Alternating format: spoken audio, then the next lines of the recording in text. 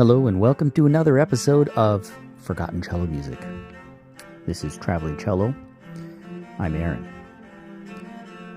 Today on the episode, The Violoncello and Its History, that's the title of the book it's coming from, and it's specifically the introduction, the Viola da Gamba. But before I begin, I just want to go through a few things that I don't normally do. I'm still trying to get used to being a creator of content and making it something that is more interesting, that's maybe even palatable to somebody other than myself. Before you click away, please skip ahead to about 6.5 minutes into this episode. At this time, I'm going to spend a little bit of time talking about some thoughts I've had and expressing some thanks. So I thought I would just go over the interests that I have. This Forgotten Cello Music, the title really does sum up my interests in cello music. Yes, I love the music of the great composers, at least the ones that we say are great, like Bach's Six Suites for Cello, Beethoven's Cello Sonatas, Schumann's Cello Concerto, Saint-Saëns' The Swan. I mean, I love all of this music, don't get me wrong. This project is just kind of it really is a special interest of mine. This is a desire to hear music that most of us don't bother with, or indeed you have no clue of its existence. I'm going for something that's a little more interactive, interesting. I'm working on the interesting part. So bear with me, and thank you for those that continue to listen. I do hope that more people are getting interested, and there's a passive way of listening. You can just put on a podcast episode and walk away, let it run. It's playing in the background. You might hear a few things and you might think, oh, that's interesting. Anyway, go to Spotify or Anchor.fm. A number of plays help me earn a few pennies. Not a few pennies. I said that wrong. Like a percentage of a penny. Like a minuscule amount. So it takes thousands and thousands of plays to earn any sort of even a meager wage. So any help that you may be able to offer, that'd be great. In regards to women in cello music, just let it be known that I'm not done with it. I jump around a lot, and that really sums up my whole life. I jump around, and it's hard for me to stick with anything. So I do have more plans for it. Now, eventually, there will be a special video involving the Louise Ferenc Cello Sonata in B-flat major with a real pianist, and none of that MIDI nonsense. So I'm looking forward to that. I just don't know exactly when it's going to happen. So please keep an eye out for a video post. Here are a couple of ways that you can help this project out and my aspirations. Okay, number one, you just listen to the podcast like I've already mentioned. You push play, start making supper, you're taking a shower, I don't know, maybe you were even vacuuming, so you don't even hear it, but at least it'll be a play for me, and it'll be a win for me because the statistics reflect that. Number two, please tell your friends. Send them a link of my podcast or an episode that you specifically thought was interesting, and tell them they can listen to it while they're vacuuming or driving the car or out running. You could even go as far, if you feel like you have the desire and the financial means, sponsor an episode. I mean, any amount is welcome. I was thinking something like $5 or more. And then the last one is, maybe you know a company or a brand that is looking to sponsor a very small scale production with very, very few views. send me a message. I would really like to hear about it. Thanks so much for listening and watching my content, those of you. This literally started with only my family and friends watching and listening. And I've heard that there are people that are outside of my close circle that are listening occasionally or even regularly. And thank you very much for that.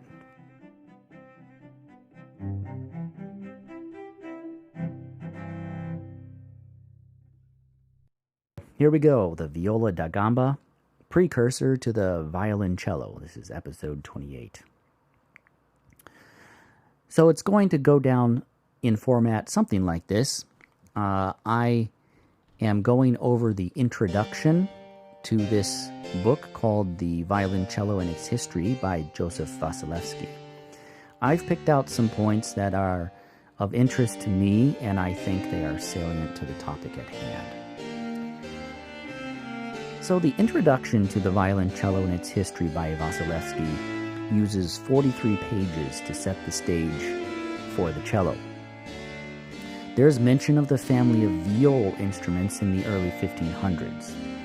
Tuning was a matter of how much tension the highest string could take without breaking. Now the bass viol was played in a similar posture as the cello. It had more strings than a cello, and it sounded much different. The strings were much more flat, so it was not possible to press very hard. And that helped result in giving it a more resonant, softer sound. Solo playing was actually cultivated, and there are many reports of how good some of these solo gamba players were. And there were many Viola da Gambists that were working at perfecting the art of the gamba and who wrote just a myriad of compositions. There are just thousands upon thousands of such works. In the gamba's time, the suite was a very common large frame for a structure of a composition, in which there were many movements. And this is a little different from by the time we get into Bach's day, the 1700s. He wrote those 6 suites for cello, in which there's a prelude and then 5 dance movements. In the gamba's time, there were many more movements than that, which included not only a prelude, but in some cases, more than one prelude. And the types of music that were written for the gamba are varied and numerous. We have dances like alemans, courants, sarabands, jigs, gavottes, minuets. There are bourrées, chaconnes, pasacais, variations, rondos, arias, canzone, alla breve, fugues, overtures, preludes, toccatas, caprices, pavans, galliards. Just very colorful time in history. The Viola da Gamba enjoyed prominence for nearly 300 years before being replaced by the cello over the course of the late 17th and early 18th centuries. By the time the most well-known accomplished gamba player died in the 1700s, that is, he died in 1787, his instrument was very clearly already surpassed in popularity by the cello. And the number of treaties, method books written about the cello really do attest to that, just that alone. So the cello was already known to exist about the year 1641. It was mentioned in a publication in Italy in that year, and then a little later on in 1660, another publication refers to it as violoncino. Then in a set of sonatas of 1665, it is finally called or referred to as a violoncello. But as he comments, Wasielewski comments that cello or ello, ino, Those are diminutive forms and apparently represent very similar names. At first, the cello was, as far as the building of the instrument, was modeled somewhat after the Viola da Gamba. Of course, they took the frets off, and they had sound holes that more closely resembled the letter F instead of C. It also had an arched back, whereas gambas had flat backs.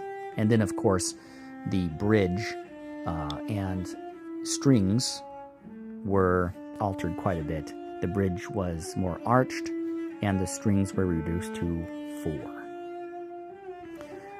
The gambas came in many different sizes, and the earliest cellos seem to have had 2 different sizes, a small size and a large one. And the large one was quite a bit larger and a little more unwieldy than the size, the full size as we know it today. But even Stradivarius made a large size. But unfortunately, a lot of those have been cut down to the normal size today. There were 2 very famous violin makers. Jakob Steiner of Germany didn't make cellos. He made gambas, but the gambas that he made were often converted to cellos. And then Stradivarius, of course, who is arguably the most famous violin/cello maker, standardized the dimensions of the cello. So he made 2 different sizes, but he standardized what they look like, how they make instruments, and his cellos are modeled very often these days.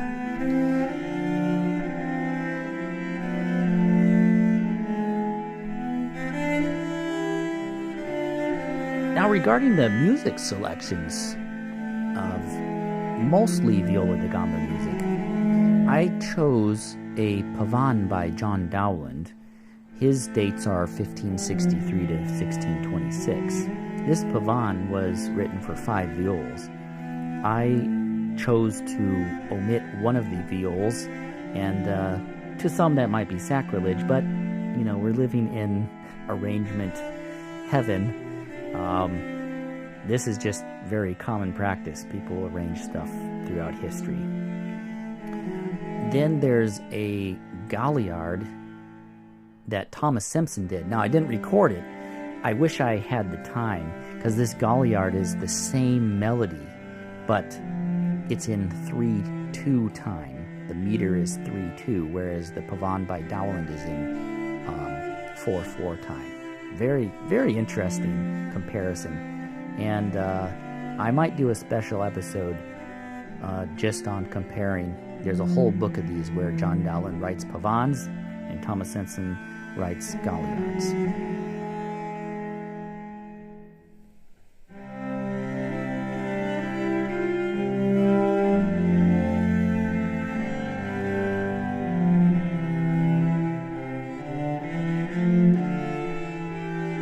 Then there's Christopher Simpson, who I believe was the son or a son of the Thomas Simpson mentioned earlier. He wrote a piece called 13 Divisions, or Variations, for viol and basso continuo. I've chosen the theme and a couple of variations, and only played the cello part.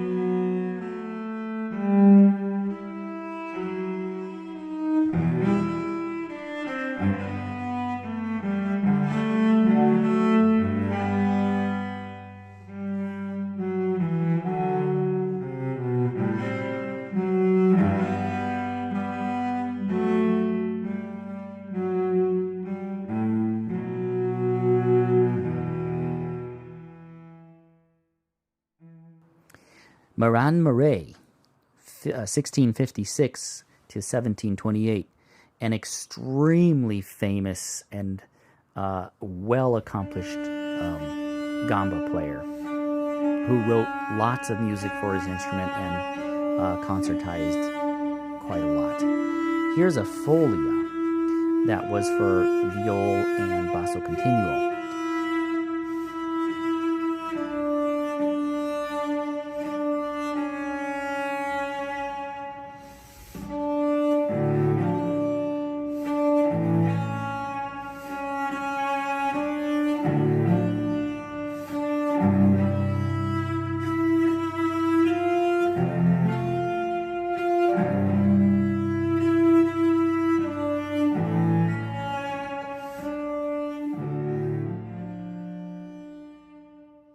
Then there's a Johann Schenk, 1660 to 1716.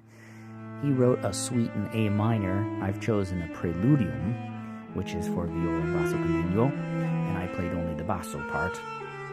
It was originally published in a collection called Scherzi Musicali from 1692.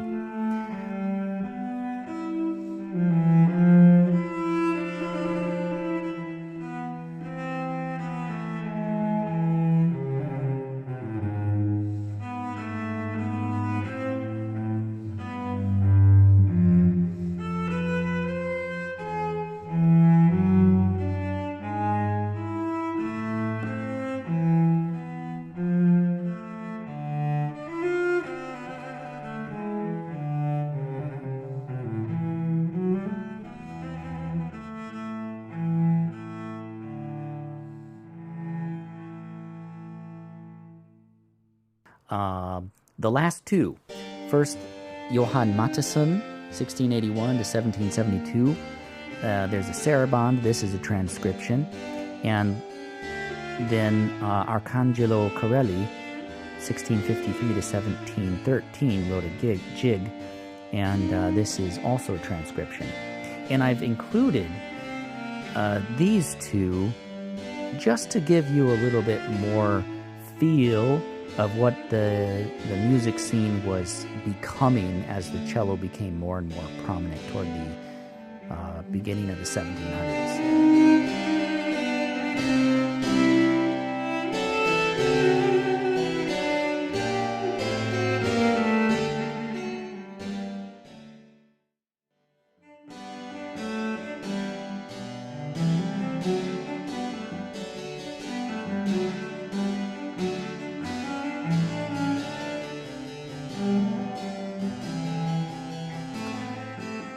These selections that I've chosen really span a time frame of about 200 years, from the height of the Viola da Gamba playing and composition to its decline and transition to the cello.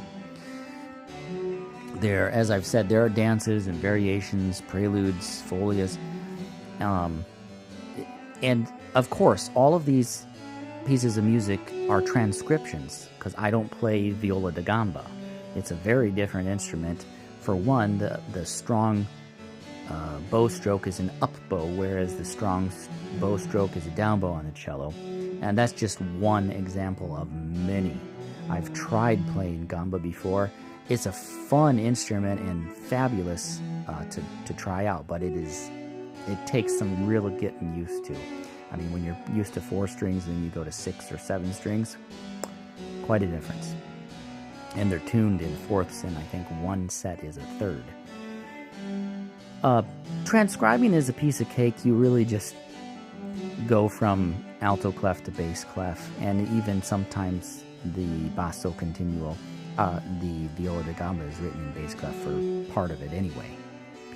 So, I mean, it's in the range of the cello, except for a few low notes in the basso continuo. I think it can go to, let's see, a B and an A below C.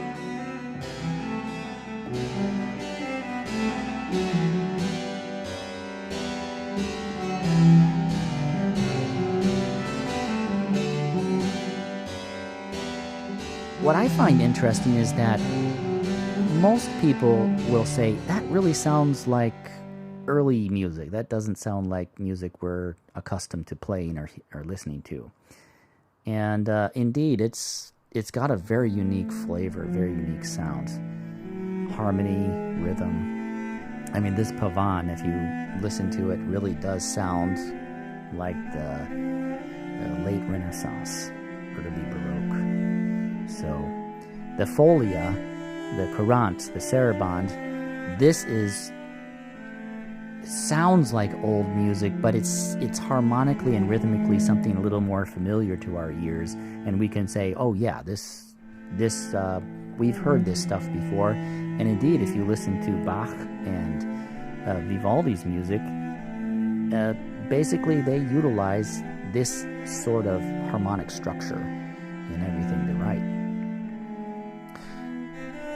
That does it for this episode. A little bit about something upcoming. As I've mentioned, this is a 260-page book, so there's a lot of material. Upcoming, I'm planning on going on and continuing with some excerpts. The next part of the book is Cello in the 18th Century, and it's broken up into various countries. And, I mean, there's just so much information. You could literally make an entire project and podcast just on this book, gleaning from it. This is the sort of thing that I'm really interested in. Send me a message. Is there something that has specifically been interesting or intriguing, exciting to you? Send me an email. Maybe you like the episodes of mostly music, where I feature music without talking over it. Or maybe you like the episodes more where I am playing background music and I never feature it, except for at the very opening and ending. I don't know, it'd be interesting to hear what you have to say.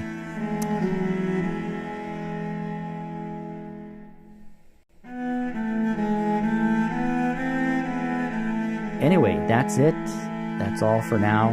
I really hope you've enjoyed listening. Please do send your comments, email, or click on that message button directly on anchor.fm/forgotten cello music, and you can record a voice message and send it to me. Thanks for listening and for continuing to listen. As always, remember, play more forgotten cello music.